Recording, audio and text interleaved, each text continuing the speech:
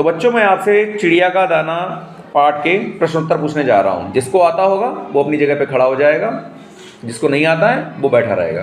ठीक है, तो स्टार्ट करते हैं। पहला प्रश्न, चिड़िया को दाना बढ़ई के पास क्यों छोड़ना पड़ा?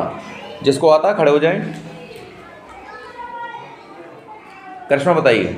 चिड़िया को बढ़ई के पास दाना इसलिए छोड़ना पड़ा क्योंकि उसके मन में आया क्यों ना भोजन करने से पहले नहा लूं।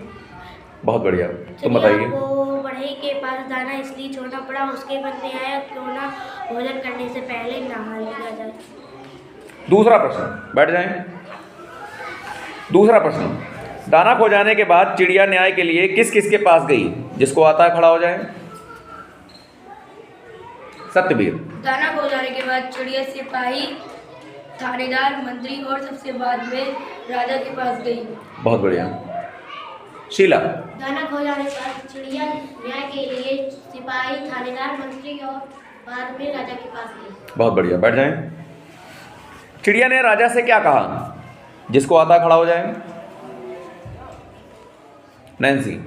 चिड़िया ने राजा से कहा, आप तो इस देश के मालिक हो, क्या आप भी मेरी सहायता नहीं करेंगे? चिड़िया ने राजा से कहा कि आप तो इस देश के राजा हो, क्या आप मेरी सहायता नहीं करोगे? दिव्या। चिड़िया ने राजा से कहा, आप तो इस देश के मालिक हो, क्या आप भी मेरी सहायता करोगे? बैठ जाएं। अगला प्रश्न, चिड़िया ने किस प्रकार चींटी की मदद की? चींटी ने किस प्रकार चिड़िया की मदद की? सतवीर।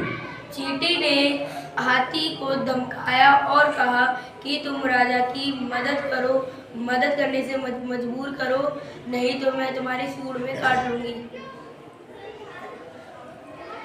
शीला।